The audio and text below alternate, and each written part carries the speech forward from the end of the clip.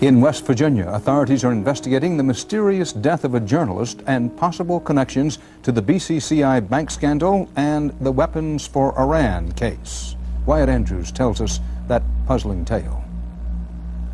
Freelance journalist Danny Casolaro told friends he was on to the political conspiracy of the century.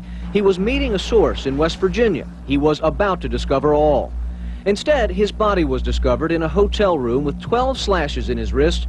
But when the local authorities ruled it suicide, the family said, no way. The housekeeper had taken calls threatening his life.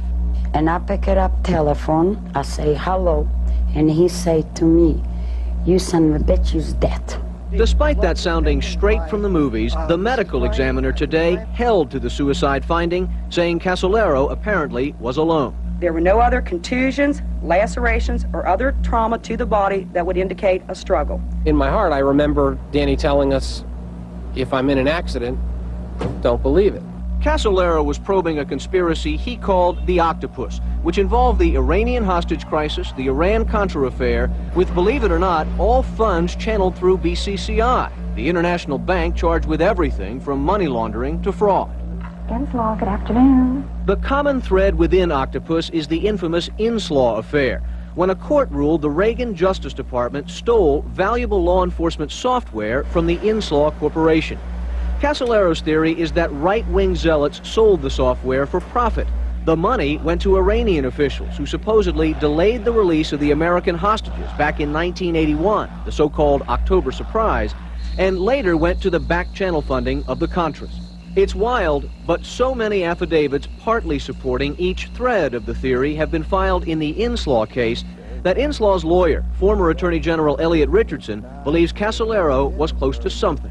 And now we have, with the death of Daniel Casolaro, what I think is a new and even more compelling reason for a full investigation. Unknown to his family, Casolaro suffered from MS. There was no publisher as yet committed to print his story. He was deeply in debt. And yet, either way, suicide or murder, investigators from both the House and the Senate are in line to see Casolaro's notes. Wyatt Andrews, CBS News, Washington. Yes, yet another case of a journalist working on a politically sensitive topic and ending up dead in a hotel room. And unfortunately, I think we've seen this concatenation of events before, and unfortunately, I think we're likely to see it again in the future. But let's get a little bit more into this case and who Danny Casolaro was. And perhaps some in the audience are already familiar with Casolaro and his story. But for those who aren't, I'll suggest a few good sources that you can find online, including a Village Voice article from way back in 1991 by James Ridgway and Doug Vaughn called The Last Days of Danny Casolaro that goes into quite a bit of detail about his case. There's also an article called The Mysterious Death of Danny Casolaro by David McMichael. And let's just read a little bit from that article for a short synopsis of who Casolaro was and what he was working on. It says, Joseph Daniel Casolaro was one of many freelance investigative reporters stirring the witch's brew of scandals simmering in the nation's capital. He was also an aspiring novelist, newsletter publisher, and freelance writer for publications running the gamut from the now-defunct Washington Star to the National Enquirer. From a well-to-do family, his father, a doctor, had invested well in Northern Virginia real estate. He was 44 years old, divorced, and living comfortably on a 5-acre estate in Fairfax County, Virginia, home to the CIA. Casolaro was working on a book aimed at exposing what he called the Octopus, a group of less than a dozen shadowy figures whose machinations figured heavily, he claimed, in the Inslaw case, Iran-Contra, BCCI, and the October surprise. And we'll end that quotation there. I think that's the best short synopsis of what this is all about, and I'm sure that a lot of those names will ring some bells for the long-term listeners in the audience, including, of course, Iran-Contra, which I'm sure everyone is familiar with, and the October surprise, where the Iranian hostages were released just after Reagan won the nomination for president. And the BCCI scandal, of course, reaching into all sorts of corridors, and we have touched on that, for example, in my conversations with Peter Dale Scott in the past. And then there's the Inslaw case, and I'm sure that a lot of you out there will already know something about this case, especially because I have at least mentioned it in episode 102 of this podcast on Know Your History Iran-Contra, where we talked a little bit about the Inslaw octopus and an excellent Wired.com article that was written way back in 1993 by Richard Fricker on that case. An extremely, extremely interesting and important case that has, it's the tentacles of that octopus have reached far, far into our own time and into all sorts of different scandals, and we will have much, much more on that coming up, as you'll see. But first, I think it's important to establish the Casolaro connection and what Casolaro is really doing, because today's episode is about Danny Casolaro, someone who I think, many people agree, gave his life for trying to research further into this conspiracy and find out more about it. And there he was proclaiming that he had cracked the nut and had the goods on the political conspiracy of the century, and ends up dead in a hotel room of alleged suicide. Well, for the best overview of this case in audio form, of course, the best overview in general comes from those articles that I cited earlier, but the best audio documentary, I suppose, of what we are looking at today comes from, of all places, an Unsolved Mysteries episode from way back in the early 1990s, hosted, of course, by Robert Stack. So let's listen to that episode of Unsolved Mysteries, where they go into the West Virginia authorities and Department of Justice representatives declined to participate in this broadcast. Casolaro's family and friends are convinced he did not commit suicide.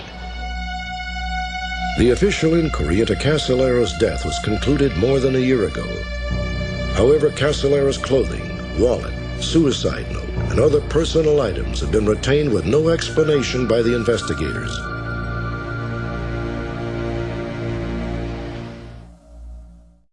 So there is the unsolved mystery. On the one hand, we have a simple suicide with a note, no signs of struggle or contusions or anything else, with some sloppy investigative and police work after the fact, but really nothing to get concerned about.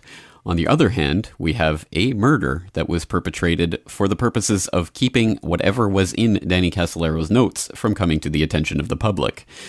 Is it really undecidable which one is the case? Well, for even more on this story and the very, very odd nature of Danny Casolaro's death, we're going to turn to an excerpt from an excellent interview that I would like to commend to your attention, and of course I will put in the link to the full interview in the documentation notes, so I certainly hope that you'll give it a listen. It's a really, really in-depth 2.5-hour conversation between my good friend James Evan Pilato of MediaMonarchy.com and Albert Lanier, a freelance journalist, about the Danny Casolaro case and the Inslaw octopus and how all of this ties in. We're going to be listening to a short excerpt from that 2.5-hour in-depth conversation, just talking about the very strange nature of Casolaro's death and all of the things that just don't add up to a regular suicide. So let's take a listen to that conversation. Now, when Casolaro was found, he was found in room 517 of the Sheridan, I think Martinsburg Inn, I think that's the formal name of it.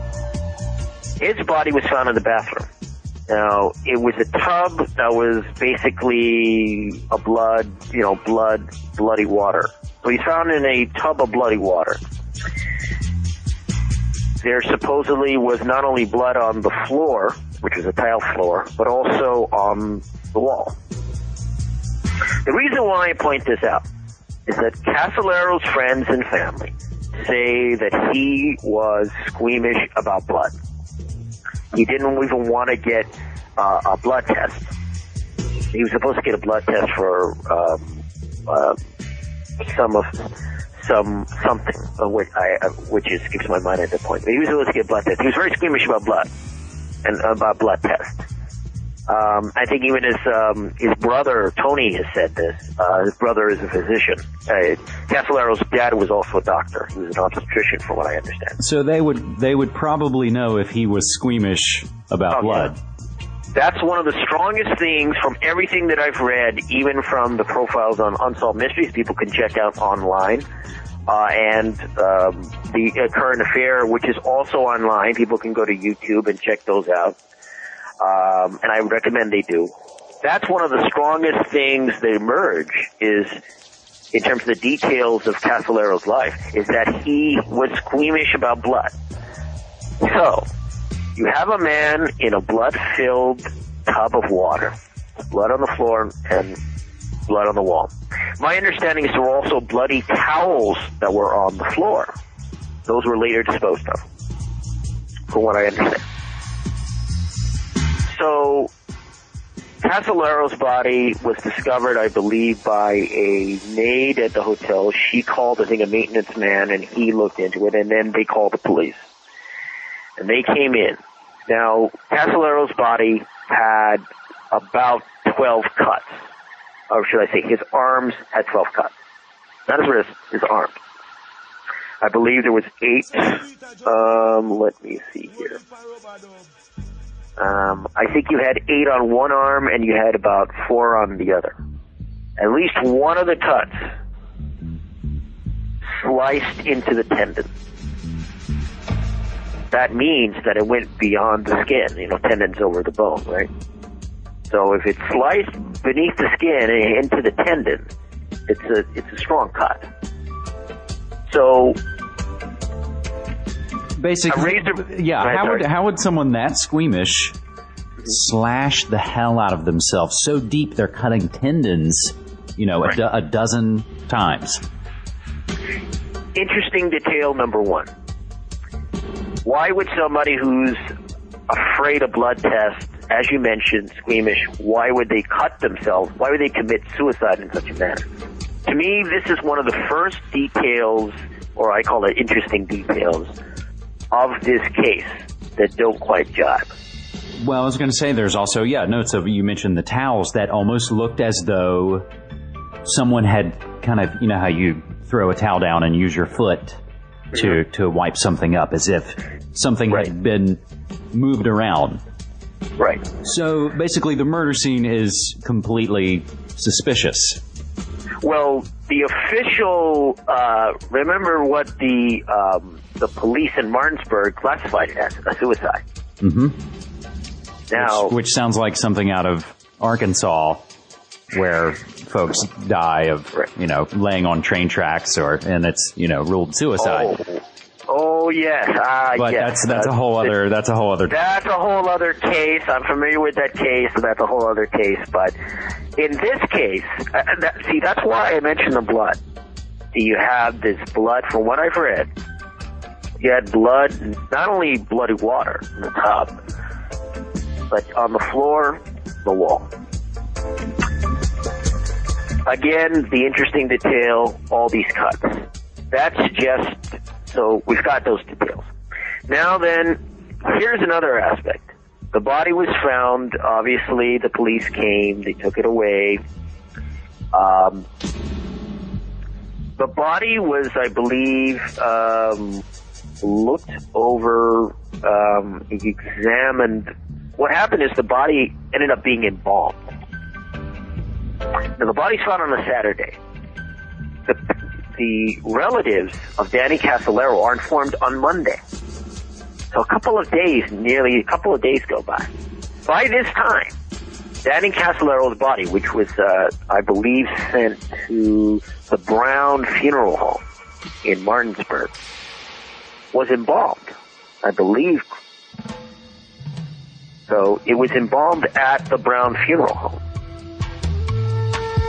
Now here's interesting detail number 2. Why is it that a body, which has just recently been not only discovered, but removed from the site of death, supposedly, why would it then be embalmed in less than a couple of days? I mean, this is a violation of West Virginia law. If this was supposedly your average suicide or your average death in a place like Martinsburg or any other place, why would you rush to embalm? Why would you rush to even mess with the body and preserve it in that sort of state? Why would there be a need for that? The family didn't get permission. In fact, they weren't even notified until Monday. By that time, he'd already been involved. Mm-hmm. And the family, again, has said they found it incomprehensible that he would kill himself this way because he was squeamish. Right. And this sounds like cleaning up a crime scene illegally. Right. See, and here's another point. There was a professional cleaning crew, from what I understand, that went into the hotel and cleaned that room. In the meantime, all of these potential clues, whether it's clues that would lead to suicide or lead to murder, however you want to look at it, they were tossed out, thrown out in the course of this cleaning. They went through the room, they cleaned it. I think John Connolly had mentioned on the original Unsolved Mysteries segment that, and I had read his Spy Magazine investigation into the death of Danny Casolaro, that they had not used a strainer, I believe, to drain the water. I mean, when you look at the details of this, it's simply just surprising. And then I haven't even mentioned the so-called suicide note. Mm-hmm. Yes. Let me see. Now, the so-called suicide note, he had basically, there was let me see here. There was a page written out of a notepad. And this is what it read. At least I can read my notes here. To those who I love the most, please forgive me for the worst possible thing I could have done. Most of all, sorry to my son. I know deep down that God will let me in. Now, my understanding is that Casolaro was not religious, and that his style of writing was a bit more on the flowery or wordy side. Friends have actually described him. He wasn't an investigative journalist. Danny was a poet. And so this last note is very flat and very religious. Yeah, and that last line is, I know deep down inside that God will let me in. Yes, I know deep down inside that God will let me in. Yeah, interesting detail number 3, at least for me. So we have 10 to 12 cuts on his arm, at least one that could sever a tendon. We have the fact that his body was embalmed after it was removed and before his family was notified. And we have his suicide note, which as you clearly state, is written in a kind of flat tone, not befitting someone who had far more literary aspirations, obviously, as a writer, than this would imply, and who was supposedly not religious, at least from what I've read.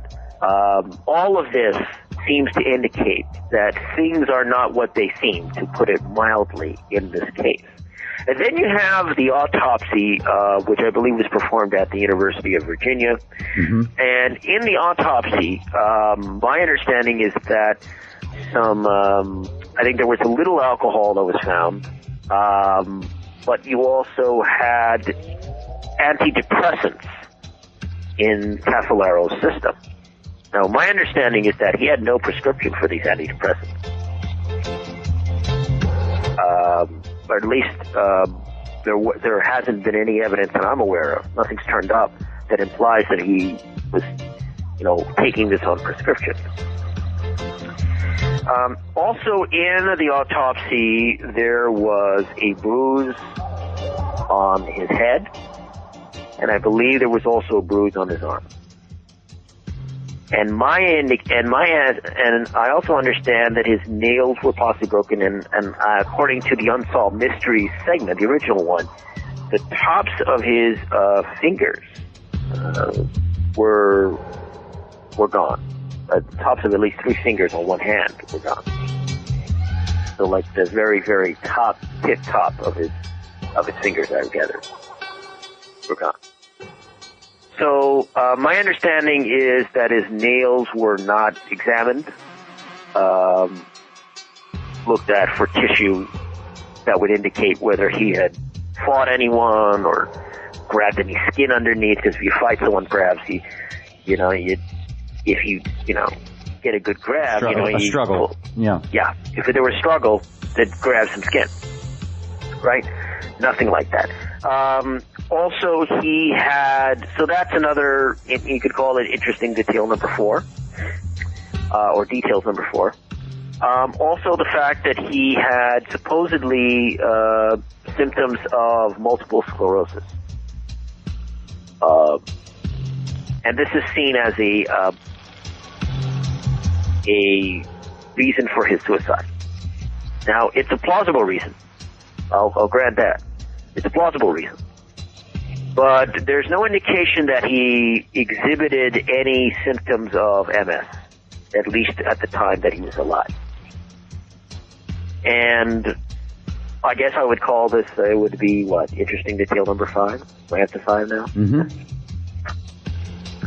So, here we have the death of Danny Casolaro, and I've just mentioned the details. Right? Well, and I was going to say that we've kind of discussed all the interesting things that were found at the scene, but maybe let's move to what wasn't found at the scene. Right. His notes. His papers. Supposedly, I think he had packed up a black bag, and black bag had a lot of his notes and his papers. All the notes and papers that he had brought with him to the hotel. That dealt with the octopus, that dealt perhaps maybe with Inslaw or various aspects of Inslaw, they were gone. They weren't there in the hotel. And certainly the police said that they didn't know anything about any such papers. They didn't recover any. They weren't there, according to the police. So that's also very significant. That's another very significant detail. His papers were gone. Missing. So that begs the question, obviously, who took them? We don't know. So when you add up all of these factors, it results in a very strange occurrence, to put it mildly. Interesting details indeed. Well, once again, I will commend that interview to your attention so that you listen to it in its entirety, where James and Albert get into even more detail about the case and how it connects into the Inslaw octopus. But suffice it to say that the common reasons that are given for a possible suicide by Danny Casolaro just do not hold up to scrutiny. The idea that this person committed suicide because he had been diagnosed with MS, which he was showing no symptoms of yet, well, in some cases that holds some credibility, but in this case, are we expected to believe that as he was working on this novel and just about to finish it and was clearly excited about this and telling people about his research, and he goes all the way to Virginia with a bunch of his papers, in fact, all of the notes and drafts of the novel that he'd been working on all this time, to do meetings to finish up the final draft of this book. And he goes to a hotel room in the middle of Virginia to commit suicide because of MS, and then all of his papers are somehow missing. Again, that just does not add up. Also, the idea that he had been in monetary troubles and thus took his life because of that also does not add up when one realizes that he was living on a 5-acre estate, which he was in the process of selling, which would have provided several $100,000 worth of funds right there. Plus, he was employing a full-time housekeeper, so it's not like he was in dire financial straits at that exact moment at any rate. So again, the reasons commonly given for why he might have done this just do not add up, and all of the suspicious circumstances combined with the fact that all of his notes and all of the things that he was working on at the time went missing after his death, well, I think we can all see that this adds up to something much more sinister. And on that note, I suppose it's time that we actually start taking an investigation into what it was that he was working on. And again, I have talked about the Inslaw octopus before on this podcast, but I think we need to flesh it out in further detail and bring us all up to speed on what's going on here. So in order to do that, I think one of the best synopses of what this is really all about came from, of all places, Australia, whose 9 Network produces a program called A Current Affair, a news journal show that airs in Australia. And in the early 1990s, they had an investigative report into this case, including, of course, details of Danny Casolaro's death. So let's take a listen to this report from Australia's 9 Network all the way back from the early 1990s. It's a spy scandal that's already rocked the White House, an intrigue that could threaten the presidency of George Bush. This story centres on incredible allegations of spying on a scale never before imagined. It involves America's Central Intelligence Agency selling computer programs to foreign nations. These programs allegedly allowed the CIA to spy on the intelligence agencies that bought it. And one of the purchasers was Australia. We've been able to track down 2 key witnesses to those dealings, witnesses who are now in fear of their lives. Michael Holmes reports. It may be the most bizarre spy story ever. A story of corruption and betrayal at the highest levels of the American government. A story of hostages used as pawns. Of the CIA spying on its friends. Of murders made to look like suicides. I think it's about time to get the whole story out. His name is Ari Ben-Menashe. He's a former Israeli intelligence agent. Once it's out, there's no reason to hurt me physically anymore. And today, he is hiding in Australia, in fear, he says, of his life. So many people in the last 10 years who were working for the various governments on these issues, due to cover-ups, died mysteriously. He claims the United States tried to spy on ASIO, the Australian Security Intelligence Organisation, by selling it a computer program that contained a hidden keyhole, a lock for which the CIA had a master key. The computer software is called Promise. It's designed to track millions of pieces of information on tens of thousands of people. And it's alleged to have been installed in dozens of government departments and security agencies around the world. It's also alleged that American intelligence made some small modifications to the program, modifications that enabled it to key in a special access code and gain entry to all the information on the computer.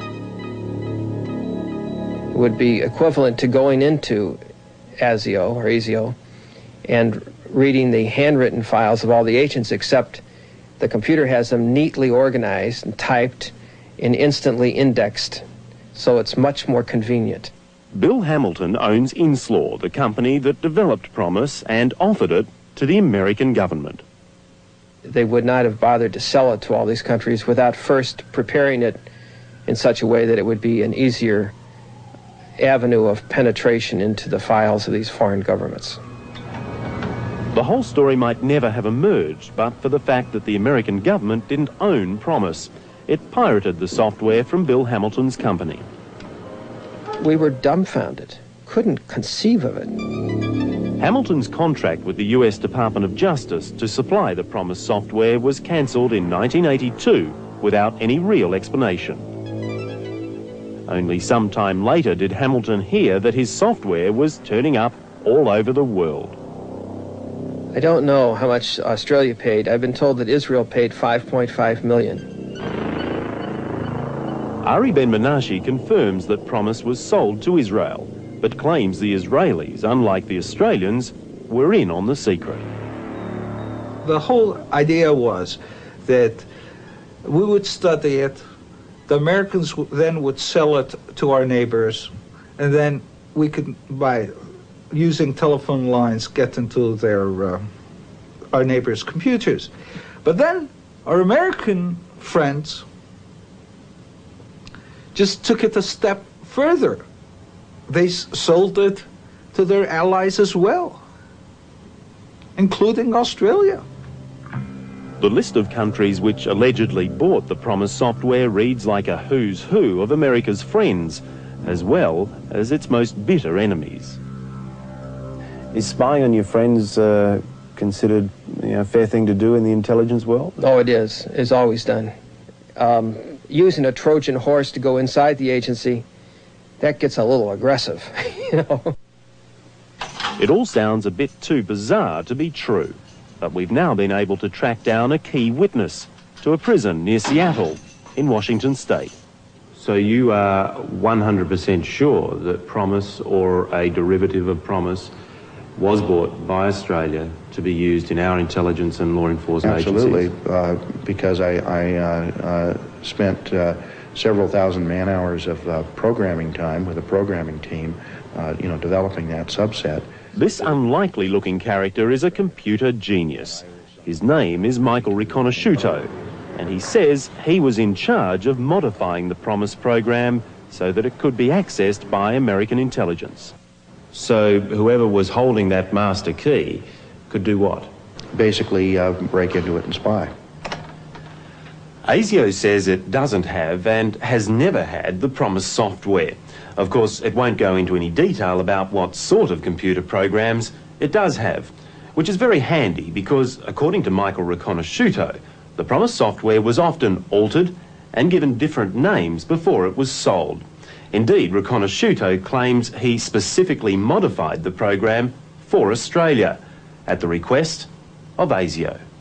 I basically had to change the communications protocol, which is how that software package interacts with other software packages already resident in the computer system. In a federal court hearing, Judge George Basin ruled the Justice Department had used illegal and underhanded methods to bankrupt Bill Hamilton's Inslaw company. He ordered the government to pay Inslaw $8 million. Trickery, fraud and deceit. You use those words when describing how the Justice Department stole the software. Do you stand by those words? Yes. There's no question in my mind about it. The evidence was overwhelming. So why was the Justice Department so desperate to get the software from Bill Hamilton? To answer that, you have to go back to 1980. Iran had seized American hostages. All evidence proves that these people are spies. If President Carter could secure their release, he'd have a big advantage in the upcoming US elections. My thoughts and my prayers for our hostages in Iran are as though they were my own sons and daughters. It's now alleged that the Reagan campaign made a deal with the Iranians, a deal to keep the hostages until after the election, thus denying Carter the credit for their freedom. The man alleged to have helped organise this deal is a Reagan political crony called Earl Bryan, and his payoff 3 years later on the PROMIS software. About an hour and a half outside Washington, D.C., you'll find this place, Earl Bryan's multi-million-dollar country estate. If you believe Michael Riconosciuto, it's the house PROMIS bought. Now, we'd like to bring you Earl Bryan personally denying that claim, but he's not being interviewed by anybody. All we got was this letter from his lawyers threatening action if we so much as associate Earl Bryan's name with this story. He had the contacts to help make sure that certain elements in Iran would not make a deal with President Carter in 1980 so that President Carter could not recover in the polls and that Reagan would win the election. I, Ronald Reagan, do solemnly swear that Just 5 minutes after Ronald Reagan took the oath of office, Iran announced that the hostages would be released. some 30 minutes ago, the planes bearing our prisoners left Iranian airspace and are now free of Iran. There are many shady characters in this story, spies, former spies, people with something to hide. But there are players with impeccable credentials too. In part 2 of this investigation, we meet a man whose background more than qualifies him to know a scandal when he smells one. What is being said about this conspiracy points to criminal conduct much worse than anything in Watergate. And Elliot Richardson should know. 17 years ago, he resigned as U.S. Attorney General on a matter of principle after clashing with Richard Nixon during the Watergate scandal. Today, Richardson is legal counsel for Inslaw, and once again, he has the White House in his sights. It might be reluctant to have it emerge that the U.S. government had, through clandestine means, planted software on foreign intelligence agencies so that the U.S. would be better able, as the phrase goes, to read their mail. And the number of murders that have occurred to prevent leaks are incredible. There's nearly 50 murders that can be directly ascribed to this pattern of activity. The Promise Affair and the allegation that Ronald Reagan and George Bush made a deal for the hostages to be kept until after the 1980 election were being investigated by journalist and author Danny Casolaro. He said he had it. He had some already, and he was going to West Virginia to meet the source who had given him that evidence. This source was now, he said, going to supply additional conclusive proof. But Danny Casolaro never got to reveal either his source or the hard evidence he said was going to break the scandal wide open. On August the 10th, his body was found in this hotel room in West Virginia. His wrists had been slashed an incredible 12 times. Danny Casolaro's body was found naked in a pool of bloody water in the bathtub. All his papers were gone. Within hours, local police had declared the death a suicide. You have a case of forensic artistry, shall we say, where you have professionally trained people that set up a crime scene, and they make it phenomenally difficult for investigators to backtrack, make a murder look like a suicide. His body was embalmed by Monday morning by the time we found out. That is against the law in West Virginia. His body was embalmed without family consent. That certainly makes an autopsy a little more difficult. Tony Casolaro says his brother Danny, pictured here at a nephew's birthday, just wasn't the suicidal type. He was describing for me a few weeks before he died what he was doing and some of the people involved. And he said a lot of accidents had happened to people who were working on the things that he had been working on. He said, if an accident happens to me, don't believe it. But bad things seem to happen to people who make waves in the Inslaw affair. Earlier this year, Michael Riconosciuto contacted Bill Hamilton and signed a sworn affidavit for Hamilton's lawsuit against the Justice Department.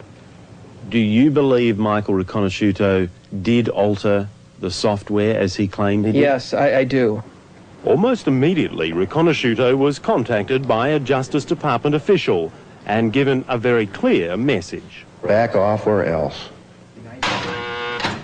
Less than 2 weeks after that threat, Michael Riconosciuto was arrested on drug charges. My main concern right now is staying alive and protecting my family. Right. And remember Judge Basin, who found in favor of Inslaw against the Justice Department. Right. Well, a few months later, Judge Basin's reappointment to the bench, thought to be a formality, was blocked by the Justice Department. Yeah. His career has been destroyed.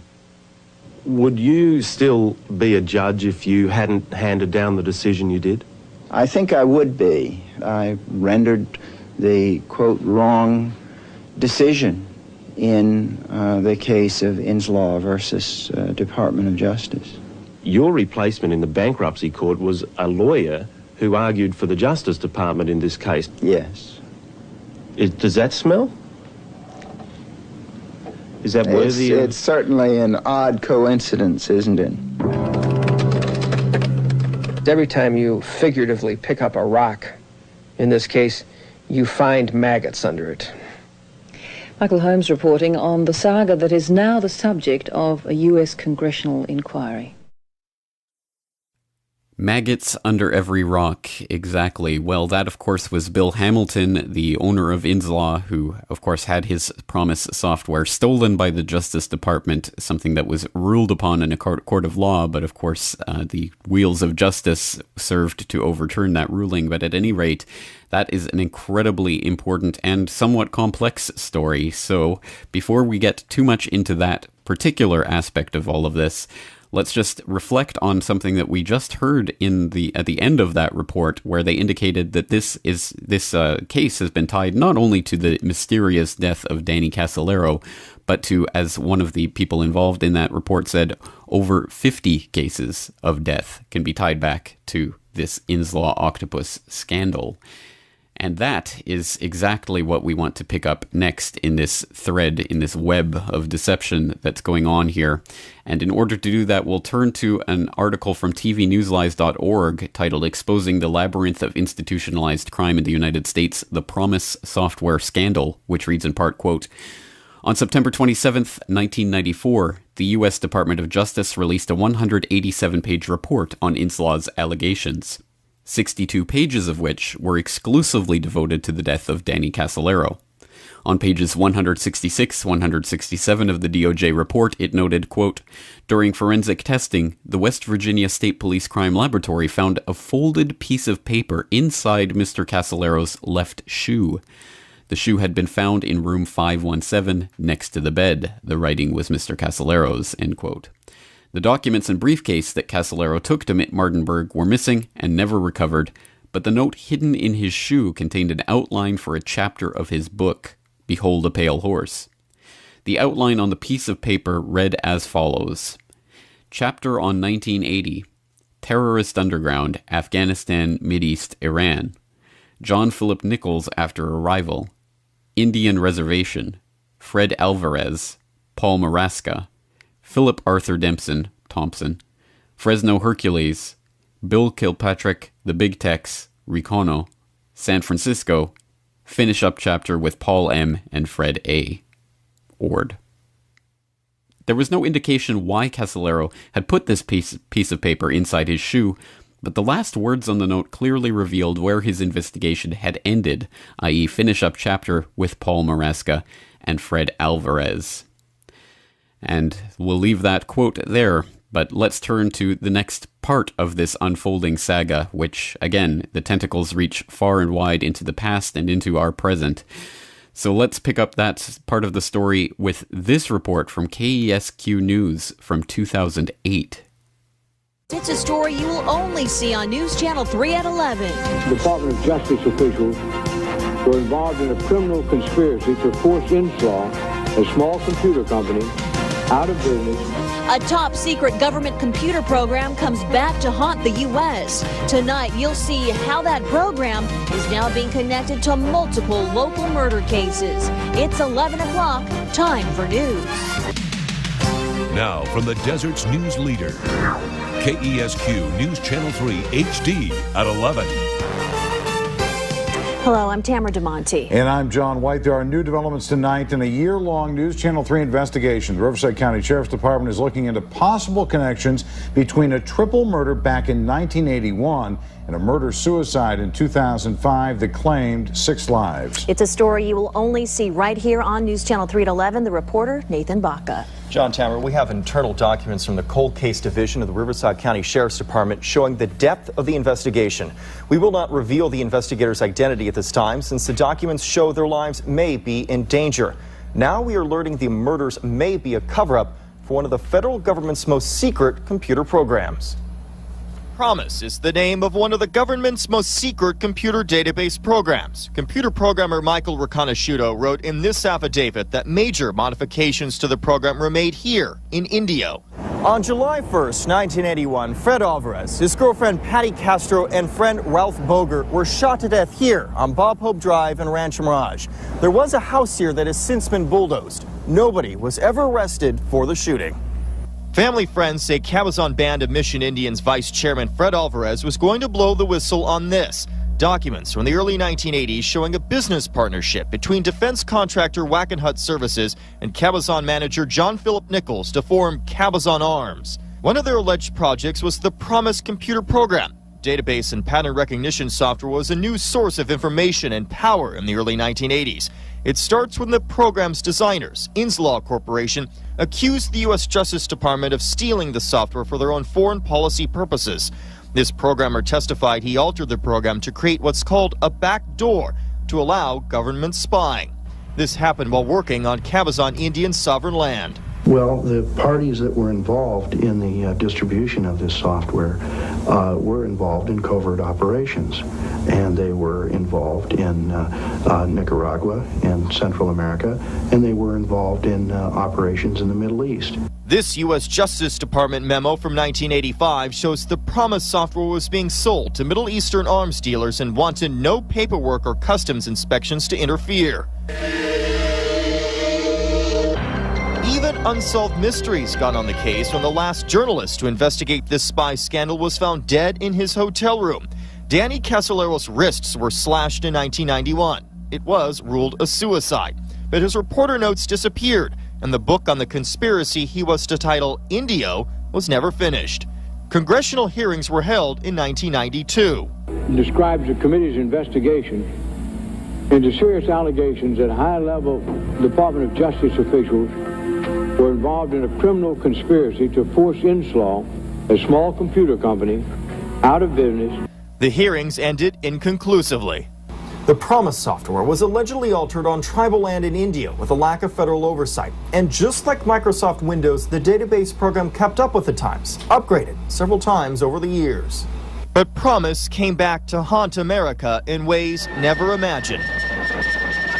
A disturbing indication that Robert Hanssen, the FBI man accused of spying for the Russians in what officials said at the time of his arrest was a massive security breach, ended up helping Osama bin Laden. As correspondent Carl Cameron reports, Hanssen sold the Russians an extremely sensitive piece of U.S. technology, and the indications are that they, in turn, sold it to bin Laden's al-Qaeda terrorist network. From an office in India to foreign capitals all over the world, several murder investigations are connected to this spy scandal.